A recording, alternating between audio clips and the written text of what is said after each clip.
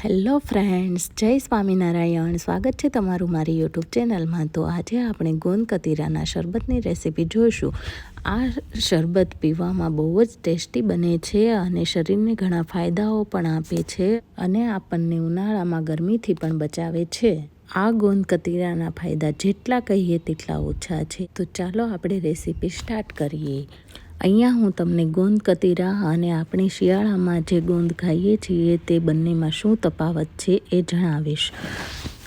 ગોંદ કતીરા છે તેની સપાટી બિલકુલ ચમકતી નથી હોતી અને આ છે ગોંદ જેની સપાટી ચમકતી હોય છે. તે આપણે શિયાળામાં જે ગોંદ ખાઈએ છીએ એ ગોંદ છે અને આ તમે જોઈ શકો છો ગોંદ કતીરા જેની સપાટી બિલકુલ ચમકતી નથી, તે આપણે ઉનાળામાં લઈ શકીએ છીએ. અને આ ગોંદ કતીરાના ફાયદા જેટલા પણ કહીએ તેટલા ઓછા છે. આ ગોંદ કતીરા તમને ઉનાળામાં ગરમીથી બચાવે છે અને આપણને લૂ લાગવાથી પણ બચાવે છે. શરીરમાં સાંધાના દુખાવા હોય તો તેનાથી પણ આપણને રાહત આપે છે. આ ગોંદ કતીરા બહુ જ ફાયદાકારક છે. તો તમે મારી રેસીપીથી એકવાર આ ગોંદ કતીરાનું શરબત જરૂરથી ટ્રાય કરજો. તો ચાલો આપણે ગોંદ કતીરાના શરબતની રેસીપી સ્ટાર્ટ કરીએ. તો તેના માટે આપણે એક બાઉલ લઈ લઈશું અને તેમાં આપણે 3 થી 4 ટુકડા ગોંદ કતીરાના એડ કરીશું અને તેમાં આપણે પાણી એડ કરીશું. પાણી એડ કરીને આપણે તેને 7 થી 8 કલાક અથવા તો આપણે આખી રાત માટે પલાળવા દઈશું. હવે આપણે જોઈ લઈશું કે 7 થી 8 કલાક પછી ગોંદ કતીરા એકદમ ફૂલીને જેલી ફોર્મમાં આવી ગયો છે.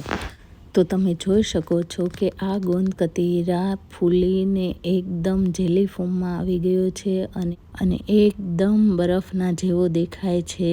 તો તમે જોઈ શકો છો કે એ જોવામાં જ એટલો સરસ દેખાય છે તો તેનો સ્વાદ પણ કેટલો સરસ હશે.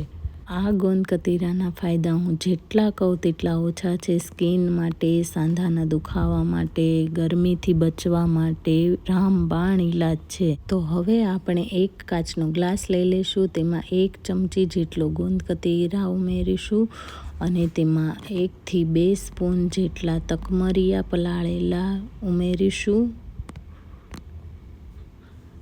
અને હવે આપણે તેમાં વરિયાળી અને સાકરનો પાવડર એડ કરીશું.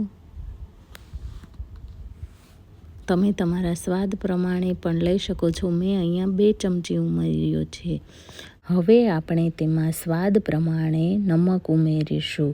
આ ગોંદ કતીરા તમે આખા દિવસનો 1 થી 2 ચમચી લઈ શકો છો.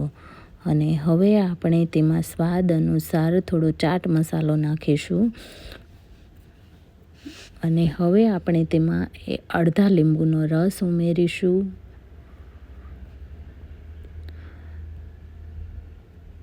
બે થી 3 ટુકડા બરફના ઉમેરીશું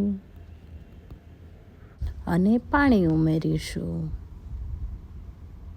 તો તમે જોઈ શકો છો કે મેં બધું બરાબર રીતે ગ્લાસમાં એડ કરી દીધું છે અને હવે હું તેને બરાબર રીતે બધું મિક્સ થાય ત્યાં સુધી હલાવી લઈશ.